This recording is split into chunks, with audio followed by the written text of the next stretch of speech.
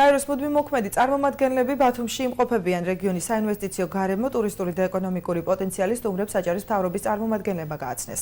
შეხვედრა სტუმრების რეგიონით დაინტერესებას ისახავდა მიზნად. გაეროს წარმომადგენლების ვიზიტის ფარგლებში უკვე შეხვდნენ საქართველოს პრემიერ-მინისტრსა და პარლამენტის თავმჯდომარეს. დელეგაციის წევრები ბათუმს ხვალ დატოვებენ და ბოლოს შეხვედრას თბილისში საქართველოს პრეზიდენტთან გამართავენ. გაეროს ელჩები არიან იმ ქვეყნის წარმომადგენლები, რომლებიც ჩვენი პოლიტიკური პარტნიორები არიან, მხარს გვიჭერენ ჩვენს გარე აქტივობებში, პოლიტიკაში ზოგადად და ვფიქრობ, მათი მხრიდან ინტერესი ჩვენი ქვეყნისადმი არის ძალიან მნიშვნელოვანი და ჩვენ მაქსიმალურად შევეცდებით წარმოაჩინოთ ჩვენი რეგიონი და ვაჩვენოთ ჩვენი ქვეყნის და ჩვენი რეგიონის პოტენციალი, როგორც საინვესტიციო, ასევე ტურისტული.